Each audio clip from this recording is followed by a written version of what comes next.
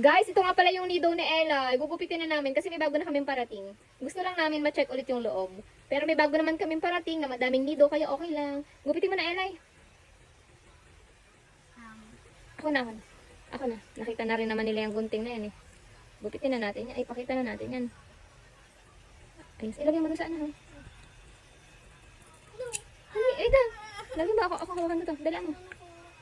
Dandahan lang. Pakita. Di, harap mo dito ate. Para makita nila. Harap mo dito. Natabunan mo ng kamay mo. Natabunan mo. Akin na nga. Ganito guys. Oh. Wait lang. Ayusin mo hati. Baka malaglag sa unan ha. Sabi mo, huwag mo hawakan yan. Huwag mo hawakan yan. Ang daming laman. Ikaw na nga. Hindi ako marunong. Akin ako maghahawak. Yan, nagdikit na. Sabi ko na kasi sa'yo. Ito guys, yung laman niya. Oh. Sobrang clear niya ba? Clear talaga yan kasi nga ano yan. Corn syrup. Anong tawag dyan sa nasa loob ng nido? Guys, anong tawag sa nasa loob ng nido? Corn syrup, di ba? Hindi ah. Iba ata. Tanong natin sa viewers. Guys, anong tawag sa nasa loob nito? Ang ganda sana oh, diba? Sobrang clear. Ang ganda sana niyan kung may activator no?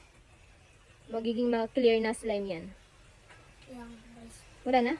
Wait lang. Hindi na pumasaid yung iba. Ang dami pa sa loob. Sige, okay naman yan. So ito guys, patingin mo sa kanila. Ang haba. Ano? Ayan guys, so ang daming laman oh. Alang messy guys pag ano. Ito siya, ganyan siya sa malapitan. Di ba ang cute? Maganda sana kung may activator tayo. Tapos ito na yung, ano gagawin natin dyan, Aylay? Patingin ng lagayan. May tira pa oh. Sayang pa yan oh. Hugas na ng kamay. Gagawin namin dito. Uy, no, hindi yan pwedeng kainin, Aylay ha. Hindi yan. Sinasabi ko sa'yo, bawal yan. Huwag. Dito ano kayo namin gawin dito? Ano kayo pwede namin gawin dito, guys? Comment kayo dyan kung ano pwede namin gawin. Bye! Bye ka na ate. Hugas na ng kamay. Bye!